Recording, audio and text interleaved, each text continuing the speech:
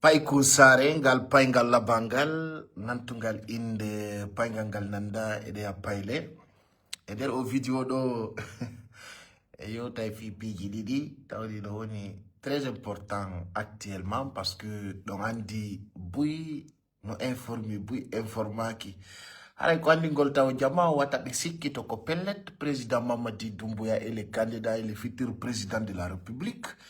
Parce que hani woɓɓe ari no sikkude ko sama kala ko ɗum waɗi simi wi on so jokki blogueur opposition on ɓe fayinayi on ɓe faljina on parce que andi tagaɗo simo falji mo fala faljinede ara hino yurmi donc haray ko andi gollon président Mamadi Doumbouya aray jango Côte d'Ivoire donc andi mi haaluno ko woni Dakar min ni on tertengu jikkumo wone yimɓe yiɗɓe leydi mum ndin wone yimɓe jaɓɓe ko wiyete kon honnêteté wono réel awa président Mamadi Doumbouya no arde Côte d'Ivoire je vais prévenir min on Afrique de l'Ouest ɗo hande kadi goto joɗota ko yawo lanto leydi amen ndi je vais prévenir ça min on payku no wawi dogude kono wata suuɗade c'est ça qui s'agit hakkudeji men watta yendidir parce que hino ɓurda mo ala sabu no mari sababu ko watta ngol yila e ko watta kon adna andantako min hay siɗa monani lan ɗum ko hajuma parce que ko duwaɗa waɗugol taw ka affaire ma ko ya andu payku sare holorama habborama hay e hunde ndemo waɗa golle makko ɗen kadi o landotako ma donc min siɗa moni ko an andi ko moni min monanakima d'ailleurs Allah tagatama infiltré heɓeɗa hara hiɗa moni tawta ko an e payku sare gerdata gerda e avenir ma on taw gerda fi e wonugol neɗɗo anda kon ɗon fewndi wola fi leydi ma et rappelez-vous ɓe doguɓe Sénégal yay fatti Côte d'Ivoire ɓe sikkilanni donc haray ko andi gol président Mamadi Doumbouya no invita kwete kon invitation supérieure invitation d'amitié invitation de travail haray komi toroto taw kala guinéjo wonɗo Côte d'Ivoire fuɗɗori man ha Abidjan ko yon andu président Mamadi Doumbouya ko président mo wonnon haray kala heɓuɗo feere casquette tum sabuna o meɗama wiyede wana ñande guriwal bare ne ete si tawi hiɗa yiɗuno CNRD yalta e joni feeña ɗaɓɓutu tisortum makum ɗaɓɓita kepiru ma ndum hara a yejjitali ko o grandingu ɗo woni sabuna kala jokkuɗo opposition fima boni haray kam mon ɗanike yejjutu kala pirando opposition lagine ɗo taw ka tufunde men ɗo o yi population o wiyande kadi ma yanta opposant ko aninta goɗɗo ko a heɓa lanɗo wawɗo a président Mamadi Doumbouya minen Allah okkata men lanɗo wawɗo a président Mamadi Doumbouya men pirana opposant jo si tawi ko ɗum goɗɗo holordo yo on tigui ar hikko yeeso minen min laɓani o yi Aliou Ba piranaka ka hay goto pirata ɗo lagine ɗo ka tawata ko fi ɗo taw wona wolide fi moy goɗɗo no pira ɗo awa yimɓe ɓen duwama wattande yila heɓa hakkille wano Amérique fewɗo mo memmini ɗo manifestation politique ɓe puccinte ha ɓuura Iran France woletake Belgique woletake hande président Mamadi Doumbouya est validé par la communauté internationale awa meɗen arde lammingol président Mamadi Doumbouya e nouvelle ji kesi parce que menen na haala wingi tum menen na joɗagol ɗo wiya yi kaari woli nous on parle pas ce que les gens ont parlé les gens parlent ce que nous on parle on fami moneji mon ɗin on gerda e mum ay tagaɗo si wuufi konngol bongol ko lorra tum ay ko miijani ɗon président Mamadi Doumbouya ko ɗum ɗon hettude wallahi dare tum anniyeji mum bonɗi ɗin ko ɗum ɗon hettude aray janggo yiɗen Côte d'Ivoire enen e président Mamadi Doumbouya aray kala militant CNRD pro yo immo wakkilo daditoɓe wi ko golle maɗe yoɓatama waɗa haala goɗɗo wata jento ɓe wi noon mo huli gite huttata nagge ɓe wi mo huli gite huttata hoore ko noon Polangar holliri ay noon hino tawaka ɗum ko hajumum mi haalani on noon ka rottete ɗon ka defete ɗon ko ɗon ñamete a humata be umma e balum e bowal mi haalani on ɓen ɓe jokkuɗon no darude no artira Be fala ka on be yida on. Ono non on anda dungo. Kono non on anda ta be fala ka on be yida on hanyande be sikki be gayni hajuji mabbe di. Be fala ka fi mon be yida on andi kon be onir no bawo mon ko parce que be utilise de on. Ibe utilise de on ka duubi mon. Ibe utilise de on ka jawdi mon. Ibe utilise de on ka leñol mon. Ibe utilise de on ka golle mon. Andane be ina no militant. Ombo be yaltini do militant jo mabbe goto. Goto militant au parti. Tout le monde sont des militants de CNRD. Ça c'est clair. C'est-à-dire président Mamadi Doumbouya est le père fondateur de la nation. C'est-à-dire au refondi pays. Holi Guinée jo fala do ko fala kon andu do ko fala. Président Mamadi Doumbouya sintani malawol. Acce ha ko men formi kon ka CNT yalta. On anda président Mamadi Doumbouya ko mene wiyon. Olamo to tanke himo wari. Dum feƴƴino haala andi mi yiyay ɗo ɗum victimiso ma toñon population simi hande communicanjo opposant no yenna peuple guinée min na peuple guinée on ko lasɓe ko honnum peuple guinée o waɗanta minen ko min pirayno ko amin heɓa lanɗo waɗowo laawi lanɗo waɗowo ponji lanɗo fottinowo guinée je vois des personnes réfugiées qui n'ont pas là où dormir, sauf que l'État canadien ou européen lui donne à manger. Parce que Molandi Kemaye, itu sadaka jonna feno au coin de France, ma Amérique, ma au Canada. Je te dis ça aujourd'hui. Molandi Kemaye, itu sadaka jonna feno. John, les gens qui sont passés par Nicaragua. Fenande. Wala ibe wala, fenande fina bifina. Ça n'a nous hibe fena. Ça y hibe fena dans leur clan. Quand ils les entendent dans leur position, comme ouais fenande kon, et ala de. Mais non si do ouais fenande, fene ha artonka lady mo. C'est très important. Tataga do fenwa o dogine lady makoni. Vous comprenez? Alors ce que je vais vous dire ici, si vous pensez en parlant des Occidentaux, ça fait pleurer. Quand je vois un Guinéen nous parle, on compte sur Macron. J'ai tombé dans une vidéo, j'ai vu un sorcier qui nous dit Macron, n'acceptez pas de collaborer avec Mamadi Doumbouya. Ça, c'est quelle comédie, ça? Vous pensez que le président Mamadi Doumbouya était un président de parti politique? Retenez une chose dans vos têtes. Nous, on ne se compare pas à personne, mais la Guinée n'a pas gagné un président honnête et clair comme président Mamadi Doumbouya. Ça, je vous dis ça aujourd'hui. Langandi non to utaro on fama parce que hande président Mamadi Doumbouya no arde Côte d'Ivoire. Kala andudo no détourni mbudi.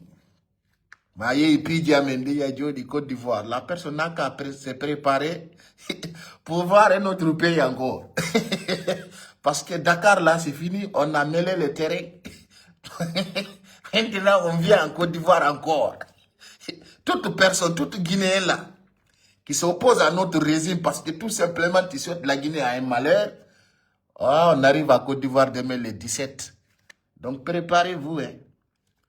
Si vous pensez que vous pouvez être en cassette là-bas, vous allez comprendre. Taon sikuhe, taon jetu yimbe membe yete be wambudi. Se taono kombudi soda tabano adama, hara ino handi alamu ala biddo. Andi nihida daitine dom, parce que no yurumi. Aitagado si o wadama ka hakkille makko tagado on ko yeyetedo hara he antigi ala valeur sai alla tagi tagungum o inni bano adama wana ko yeyete wana ko yebete ko fiyo tagado hibu hakkil ansa miji tike ka hakkille ma ha awiyama bano adama ko yeyete dum hara dabbo mbudi soda parce que c'est très important. Ala ko mari valeur ka adna do buri bano adama parce que ayata e marché hay goto tawa neddo no yeye kono bawto katawi ko fenande den faggiti don ko dum woddini on laamu ngum no yurmi ha parce que tagado ta jabu gorejo ma fenanama ta jabu goddo fenane da udditi gite anko no goddo wirtama goddo no yeya peut pas vendre quelqu'un hay jelijo yeyetaki do yurmi parce que andi on acceptari on perdi kono non on perdi tant qu'on yuali ka opposition mais non men darota ko men tewto ka perdi men perda de Idi Amin ça c'est impossible vive président Mamadi Doumbouya Aladji Mamadi Doumbouya c'est un sens pour la Guinée andi mi ala ni o yimbe be infini jama on famille jama wande kadi jabata mali ganson fenande nde c'est fini onon tigi ndare on sonjo di e hore mo hande buye mon no ton no regreti ino ninsiti hande onon do fo so landitama kala ko wala non parti politique yo rembourser ara fo ko milliardaire be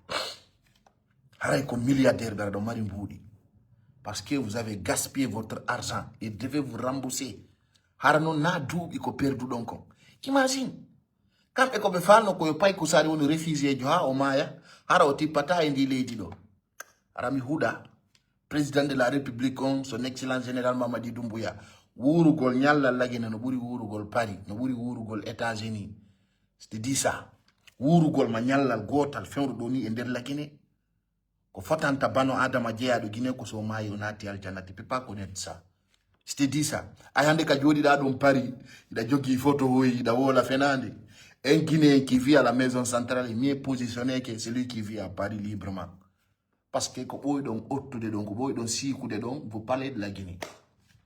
Donc ça fait une honte comme je l'ai dit ce matin, quelqu'un qui se bat pour un pays et il se trouve à réfugié en nous parlant des histoires, des fausses histoires. Jokke o journaliste joyete do babila so feni do fenande ko ay banque centrale no way mo wadande kale madu o wiete do Abdul Latif c'est-à-dire e fenana o ke hore ko be anda vous les écoutez et ils vous conduisent dans la merde parce que vous ne connaissez pas la vraie histoire. C'est comme les gens qui vous disent voilà connaît bien celle-là monto non au pays do c'est déplorable, c'est honteux parce que fenande de ngala nuko ka base. Ça, je vous dis ça. Ala hainoko kwa kali, molandi ke mado hande kono se nula morta.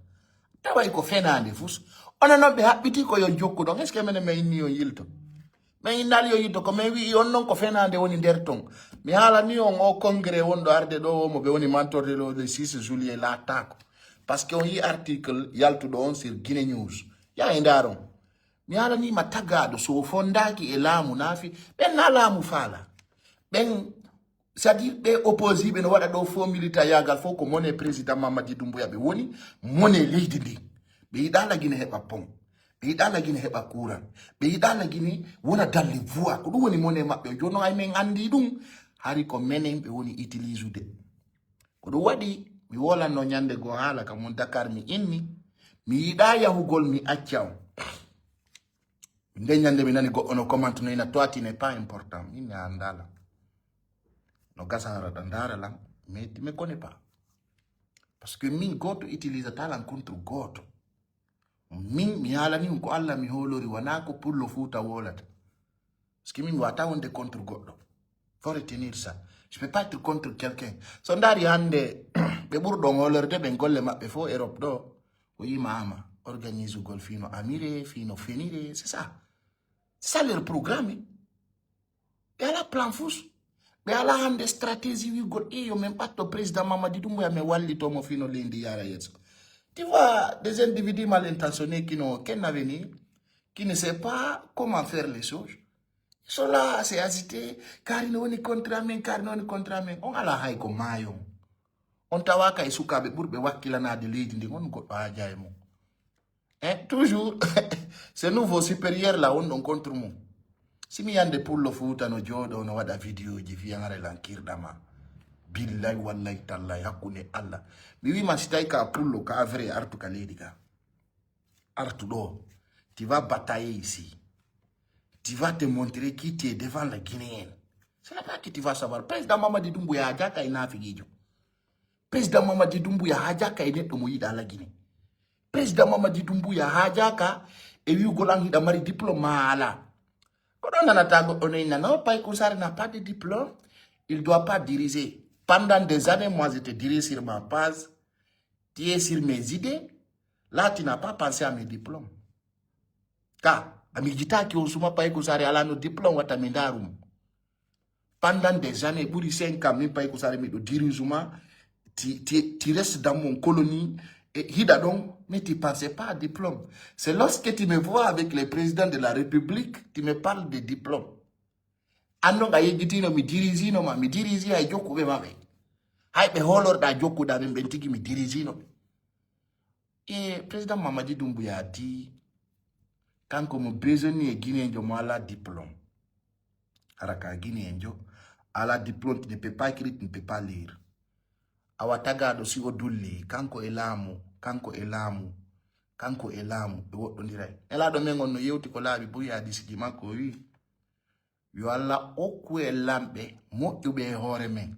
Lambe moƴƴuɓe e hoore men. O yaali o nene goto makko laamu, o yaali o baba goto makko laamu, o yaali musidɗo makko yo laamu. D'ailleurs Allah no kondani on e piiji ɗi wonno mo yeddude ɗin. Parce que an e min yiɗa andi ko Allah lammini président Mamadi Doumbouya. Toi-même tu le sais déjà. Fowre ma ndin e angal andugol ma Allah. Anti kiɗa andani hoore ma ko Allah lammini président Doumbouya. An a watamo ittude ɗon. Wallahi billahi tallahi. Buye mon no wola ɗo. Buye mon no fena ɗo. Beaucoup parmi vous no wola ɗo. Nyande kala waddu ɗon e général Mamadi Doumbouya gitenayi. On anda na ko hekkoton kon kayasi hekkoton der la Guinée. La Mamadi Doumbouya wana jiwogoy. Il n'est pas femme. J'ai dit les jours que tu vas faire 4 ans avec général Mamadi Doumbouya. Quand tu quittes là-bas même. Antigi aeba na hore ma waju mangu. Terte fenande nani. Terte fenande. No wodi ko wolte no wodi ko woltaki. Mi falaka yongunu adisa kiti. No yurmi non parce que je vous vois dans ça. Et je trouve que c'est déplorable. Parce que tagado. Si o hollete o yiyata. O wolane o nanata. Karanso yulta. Tagata watu wore mu neddo hudado. Nani? Na e fale ma président Mamadi Doumbouya la moto. Na e fale ma président Mamadi Doumbouya iwata. E mi rasiri ma. Mi ala intere fena ngol ma président Mamadi Doumbouya o la moto. Tanke himo wuri ko président. Nana musino hinama. Hida huti dun non kono nyande kala fini weti o audita e pasma on dara tawa ko woni arde. On yi taw ka ministre d'administration territoire. Be wadani en sandu organiser une élection parce que mimi ala ni président Mamadi Doumbouya. Mini mo he. Do, komene suka bella mintama. Ça y a wonta candidat men porte plainte contre moi parce que menen alla addanta men suka wawdo nabudude aduna o. Wawa résistude. Wawa munyagol. Wawa détournagol. C'est-à-dire wawa piji di fop wadugol piji di fop munyo jamao ko darayna itete do. E watama jabandi dum. Si tawno mo marno on idée atominatu de kaledi do wandi dum ko samakala. Et puis menen me de rasiri mo. À 100% parce que menen men wo la tafi yo goddo ino e ko leñola men ko fulbe njelo président Mamadi Doumbouya numido. Fulbe njelo. C'est-à-dire vous prenez des trucs qui ne vont pas avec notre communauté. Konjelo numido. Wallahi den dulli. Vraiment. Yimbe men pen ko hajuma bebe andi quoi. Awa Abidjan me de ngarde. Abidjan me de ngarde. Côte d'Ivoire nous venons là-bas. Président Mamadi Doumbouya est invité par le président Alassane Ouattara. Il va être là-bas demain. Préparez-vous. Taw jabu goto yaltina on e programme ki din. Be tuni ni Sénégal ha be gayni hari be fala yawde kadi be tuni na Côte d'Ivoire. Ko ono nomi woni wolande. Wata on jabu. Wata watu hore mon bawo. Nangi ngen ko yaltu nge wo lilante. Abidjan yo Guinée be mobiliser be détermino.